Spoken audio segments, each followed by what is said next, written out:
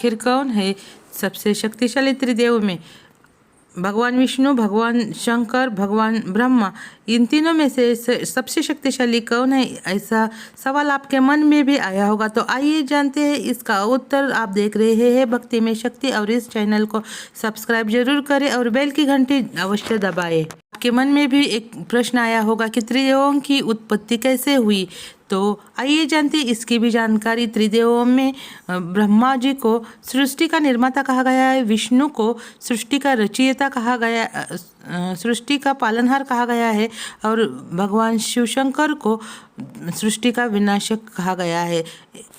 इस विषय में भगवान ब्रह्मा, विष्णु और महेश में वाद हुआ कि हम में से सबसे शक्तिशाली कौन है। तो इसकी 3 कथाएं प्रचलित है, एक शिव पुराण में और विष्णु पुराण और सप्त ऋषियों की कथा में।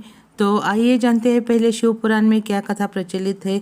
जब भगवान विष्णु यानी भगवान ब्रह्मा जी आपस में बात कर रहे थे कि उन दोनों में से सबसे शक्तिशाली कौन था, तो अंतिम युद्ध तक आ गया और उनके बीच एक अग्नि का प्रचंड स्तंभ खड़ा हो गया और उस स्तंभ का अंत जिसको पहले मिलेगा वह सबसे शक्तिशाली माना जाएगा, ऐसा उन दोनों में मान्यता हुई। तो भगवान विष्णु नीचे की तरफ गए और भगवान ब्रह्मा जी ऊपर के तरफ गए। भगवान विष्णु को उस स्तंभ का अंत नहीं मिला और भगवान ब्रह्मा जी को उस स्तंभ का भी अंत नहीं मिला। लेकिन जब वो दोनों आमने सामने आए तो विष्णु ने अपनी हार मान ली और कहा कि मुझे उसका अंत नहीं मिला। तो ब्रह्मा जी ने झूठ बोलकर कहा कि मुझे उसका अंत मिला। उसी समय भगवान शिव उनके बीच में प्रकट हुए और उन्होंने भगवान ब्रह्मा जी का झूठ समझ गए और उन्होंने जो उनके मुख झूठ बोल रहे थे उनको काट दिया और उन्हें शाप दिया कि आपका इस पृथ्वी पर पूजन नहीं होगा और भगवान विष्णु को अपने समान ही पूजनीय होने का आशीर्वाद दिया। आइए जानते हैं दूसरी कथा भगवान विष्णु की, जो उन्होंने अपने भगवत पुराण में बताई है। और इस तरह शिव पुराण में भगवान शिव को श्रेष्ठ माना गया है।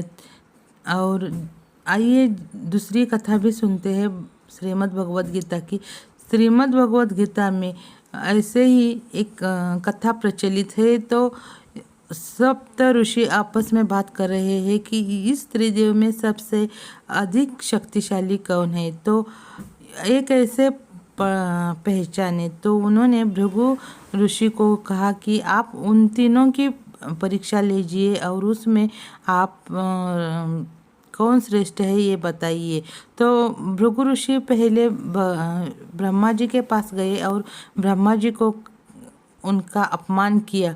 तो उस पर ब्रह्मा जी बहुत ही क्रोधित हुए और भृगु ऋषि को कुछ भी बोलने लगे। उसके बाद वह भगवान शिव जी के पास गए और उनको भी अपमान करके उनका बर्ताव देखा तो वो भी क्रोधित हो गए। और जब वो भगवान विष्णु जी के पास आए तो विष्णु अपने शेषशैया पर सो रहे थे। उन्होंने आके उनके छाती पे लात मारी तो उनकी लात के प्रहार से भगवान विष्णु उठ गए और उन्होंने देखा कि भृगु ऋषि सामने थे। तो उन्होंने उनके पैर पकड़ लिए और पूछा कि आपको पैर में कुछ चोट तो नहीं लगी। तो इसी तरह भगवान विष्णु ने भृगु ऋषि से पूछा। जब ये बात भृगु ऋषि ने सुनी तो उन्हें भगवान विष्णु की माफ़ी मांगनी पड़ी और उन्होंने कहा कि भगवान विष्णु ही सबसे श्रेष्ठ है। अगर इन लोक कथाओं की माने और आपने तमाम बुद्धि का भी इस्तेमाल करे तो भी हम नहीं बता सकते कि इन 3 देवों में सबसे शक्तिशाली कौन है। तो आइए जानते हैं तीसरी और आखिरी कथा। शिव पुराण और विष्णु पुराण, इस दोनों की बात करें तो शिव पुराण में शिव को महान माना गया है तो विष्णु पुराण में विष्णु को महान माना गया है। तो आइए अब देखते हैं तीसरी कथा सप्त ऋषियों की। एक बार जब विष्णु, ब्रह्मा और शिव एक साथ बैठे थे और उन आपस में बातें कर रहे थे, तो उनमें शिव जी के मन में विचार आया कि हम तीनों में से श्रेष्ठ कौन है। अगर मैं विनाशक हूँ तो क्या मैं ब्रह्मा जी का और विष्णु जी का भी विनाश कर सकता हूँ। तो ये बात ब्रह्मा जी को ने पहचान ली और उन्होंने कहा कि हे शिव जी, आप अपनी शक्ति का प्रयोग मुझ पर करें और देखते हैं इनमें से कौन नष्ट होता है। तो शिव जी ने ब्रह्मा जी पर अपनी शक्ति का प्रयोग किया और ब्रह्मा जी राख के ढेर में बदल गए। तो शिव जी चिंता में पड़ गए कि अब सृष्टि का क्या होगा। तो ब्रह्मा जी ने कहा कि राख में से ब्रह्मा जी ने कहा कि हे शिव जी, मैं कहीं गया नहीं हूँ, मैं यही हूँ राख के ढेर में, क्योंकि मेरे से राख उत्पत्ति हुई है और जहाँ निर्माण है वहाँ मैं हूँ। उसके बाद मुस्कुराते हुए विष्णु जी ने भी कहा कि शिव जी, आप मुझ पर भी बताइए, अपनी सारी शक्तियों का प्रयोग कीजिए। तो शिव जी ने विष्णु जी पर भी सारी शक्तियों का प्रयोग किया और वो भी राख के ढेर में बदल गए। तो विष्णु ने और पुकार लगाई कि हे शिव जी, आप अपने और शक्ति का इस्तेमाल कीजिए, क्योंकि मैं यही हूँ, क्योंकि जहाँ निर्माण होता है वहाँ सबसे पहले उसका संरक्षण आता है और मैं यही हूँ।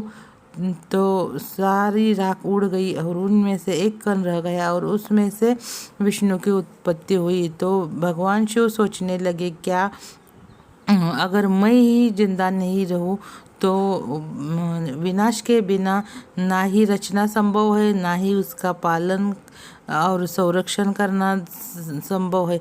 तो उन्होंने अपने आप को खुद को भस्म कर दिया। तो उन जैसे ही वो भस्म हो गए वैसे ही ब्रह्मा जी और विष्णु भस्म हो गए, लेकिन राख का निर्माण हो गया और फिर से ब्रह्मा जी उत्पन्न हुए। और जहाँ निर्माण होता है वहाँ संरक्षण पहले आता है, तो विष्णु जी भी निर्माण हुए और जहाँ निर्माण होता है, संरक्षण होता है, वहाँ विनाश भी होता है। इसलिए शिव जी भी फिर से जीवित हुए। इस घटना से उन्होंने वो भस्म अपने अंग पर लगाया। उसके दोनों में से कोई भी महान नहीं और कोई भी कम नहीं है। तीनों देव सब समान शक्तिशाली है। आपने ये वीडियो पूरी रूप से देखा। आपके लिए मैं और अच्छे वीडियो लेके आऊँगी। तब तक देते हैं पूर्ण विराम। आप चैनल सब्सक्राइब करें, शेयर करें और लाइक करें। Thank you.